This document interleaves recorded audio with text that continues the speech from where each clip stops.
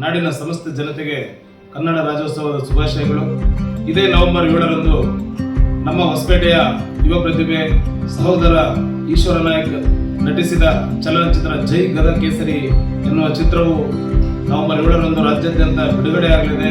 ಈ ಚಿತ್ರವನ್ನ ಕರ್ನಾಟಕ ರಾಜ್ಯದ 6 ಕೋಟಿ ಜನಸಂಖ್ಯೆ ಚಲನಚಿತ್ರ ಮಂದಿರಗಳಲ್ಲಿ ವೀಕ್ಷಿಸಿ ಯುವ ಪ್ರತಿಭೆಯನ್ನ ಬೆಳೆಸಬೇಕು. ಯಾಕಂದ್ರೆ ಇವತ್ತಿನ ದಿನ ಕನ್ನಡ ಚಲನಚಿತ್ರಗಳು ಒಂದು ರೀತಿ ಅವಸಾನದ ಅಂಚಿನಲ್ಲಿ ಇದೆ ಅಂತಾನೆ ಹೇಳ್ಬೋದು. ಯಾಕಂದ್ರೆ ಇವತ್ತು ಕನ್ನಡ ಸಿನಿಮಾಗಳನ್ನ ನೋಡುವಂತವರ ಸಂಖ್ಯೆ ಕಡಿಮೆ ಆಗಿದೆ. ಇವತ್ತು ಹೊಸಪೇಟೆ ಉತ್ತರ ಕರ್ನಾಟಕದ ಸಾಂಸ್ಕೃತಿಕ ನಗರಿಯಾಗಿ ಬೆಳೆದಿದೆ. ಇವತ್ತು ಈ ಭಾಗದಿಂದ ಒಂದು ಹಿಂದುಳಿದ ವರ್ಗದಿಂದ ನಾಯಕನಾದಂತ ಶ್ರೀ ಈಶ್ವರ ನಾಯಕ್ ಅವರು ಒಂದು ರಾಜ್ಯದ ಜನತೆಗೆ ಒಂದು ಸಂದೇಶವುಳ್ಳ ಚಿತ್ರವನ್ನ ಕೊಡೋದಕ್ಕೆ ಆರಂಭಿಸಿದ್ದಾರೆ.